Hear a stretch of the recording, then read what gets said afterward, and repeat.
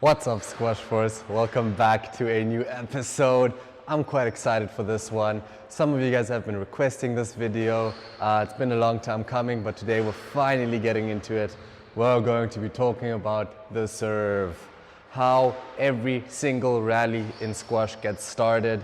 The serve, if you're playing the serve or returning the serve, it's a crucial part of the game. What I'm going to be doing today is I'm going to be going through all the different types of serves that are important for you guys to know. I'll also be talking about how you can tactically use each of these serves differently to kind of add to your game.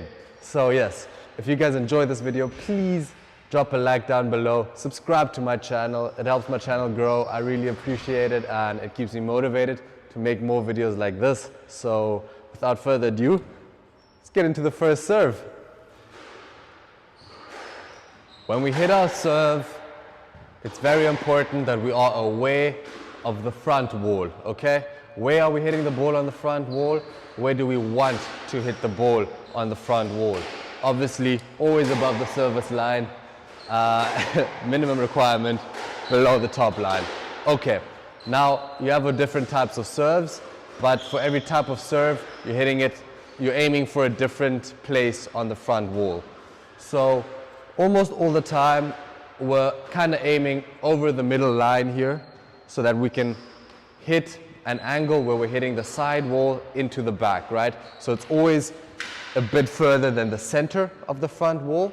And then the serves we're going to go through now, I will explain. Those depend on the height we're using. We can go low and hard directly into the wall, or we can go a bit higher. We can have a lob serve, but we're going to get into that now.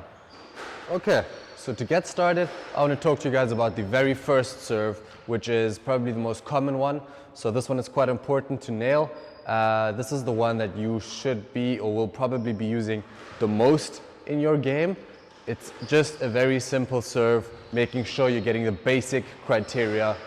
So the basic criteria for our squash serve is firstly hitting the side wall. If we don't hit the side wall, guys, it's a poor serve because we're just giving our opponent a volley right here. Why would we ever give that free shot away, okay? So we want to hit the side wall. Now, where do we want to hit the side wall? We want to hit the side wall right around the midsection here of the service square, okay? Because this is an awkward zone for the opponent. They can't go in and volley it because it's hitting the side wall. So they would have to either come back and hit it off the wall, which is fairly difficult, or they have to come into the back. And so going into the back would be ideal because then it gives you time to get the tee. If they have to hit it off the wall, it's not a problem because they can't really play any winners from there.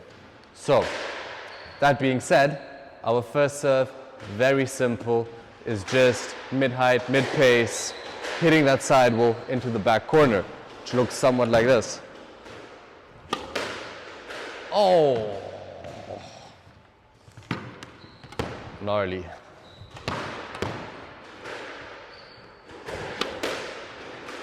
See that?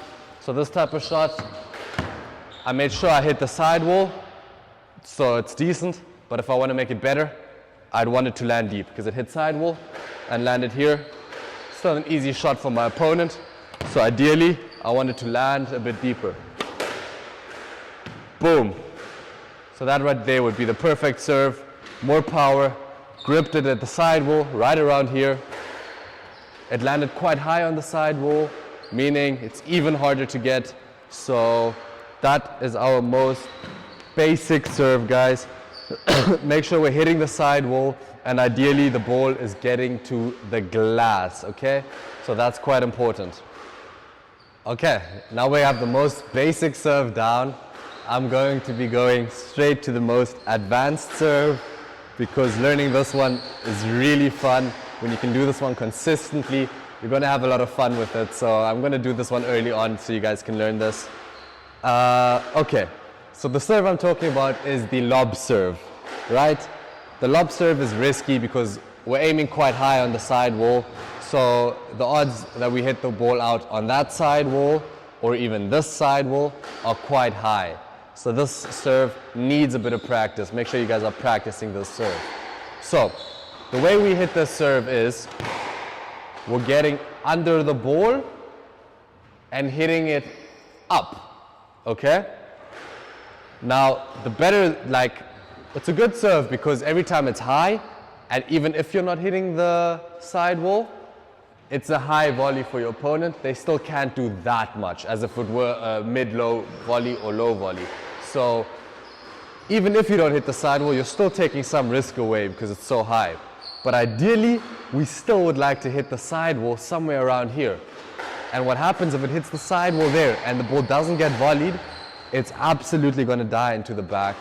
And volleying it up here from the sidewall is also really hard. So the serve, high risk, high reward. So how do we play it? Like I said, we want to go under the ball and come up on it, okay? So this is how it would look. Right? And like I said, it's a risky shot, so you're going to hit the sidewall a couple of times, and then. So right there, I went for the safer option. I chose not to go too much into the sidewall because it's so easy to go out, and I took a bit of a safer option, and it didn't hit the sidewall. However, it was still very high and hard to volley. Now I'm going to try and go a bit closer to the sidewall. All right, you see that? Now, I still reduced the risk, and I hit the sidewall about here. So it's still a pretty good serve, hard to retrieve, but still not the perfect serve that we're looking for. Better. Now I'm hitting the sidewall more here. So what I'm trying to show you guys is this is how you can calibrate this serve. Start by hitting it more down the middle, safer, and then slowly but surely start aiming it a bit deeper, deeper, deeper, so that you start hitting that sidewall around the top of the service box and make it really awkward for your opponent.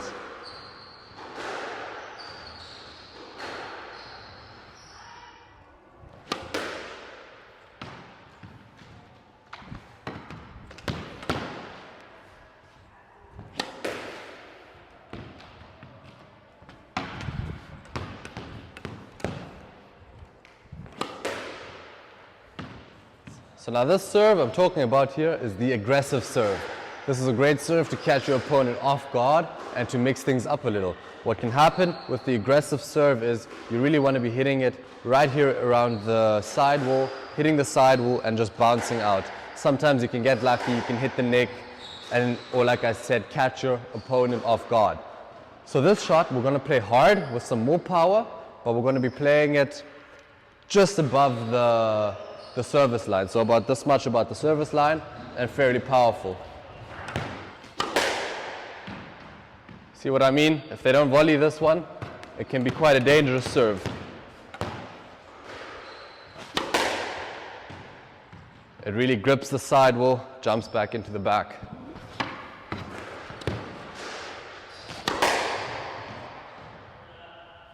Okay, again on this one, really making sure we're hitting the sidewall. Very important. If you're playing a hard, powerful shot like that right on your opponent's racket, it's going right in the drop and you're not going to get that back. Our third serve is a bit of a sneaky one. Again, this is another one to catch your opponent off guard. This is really good if you're giving a lot of the normal type of serves and then all of a sudden you mix it up. It can throw your opponent off and you can win an easy point sometimes. So this serve is a sneaky one because unlike going always for the sidewall, we're actually doing the complete opposite and we're going for a narrow line, playing it out. So your opponent is always waiting here for a serve, but now we're playing it behind their back and they have to do something else or move differently. So playing this serve, the height isn't too important, but what's important is that you kind of want to get that second bounce quite deep in the back. See that? Bit of height is good, but also need some pace so that they can't volley this. There we go. You see that second bounce is extremely low. So sometimes the serve can result in a winner, or sometimes you can get lucky and you can hit a nick and they won't be able to get it out. So which side are we serving? Are we using our forehand or our backhand? The most common thing to do from the forehand serve is that people use their backhand here. I think it makes sense because if you use your backhand, you're so close to the tee already, right? Whereas if you're using your forehand, you have to shift over still and you don't have much momentum. So for the lob serve, I think the forehand is really good because you have so much time after the lob to get back. But for all the other serves, the basic serves, where you're just going sidewall back, I think using the backhand here is great. On the other side, on the backhand side, I really wouldn't recommend serving with the backhand because again, you have to come back to the tee. It's usually a bit harder for players. So on this side, almost always, I would serve with the forehand. You guys didn't think I wasn't going to discuss movement again before leaving, did you now? So, you know what? If you play your serve, it's a chance to give yourself an advantage right off the bat, all right? So if I'm serving, I want to immediately come over and be ready right here. The ball is always going to be in that corner. You can make it difficult. Almost every time, most of the time, they're going to be playing a drive. So you can be here to cover that drive, or you can expect a common cross court, which if it comes, you want to be volleying. But most importantly, guys, after that serve, really come to that tee and be aggressive, okay? If you feel him playing that drive, come over a bit, make him feel your presence. Otherwise, just be ready for a cross court or anything like that.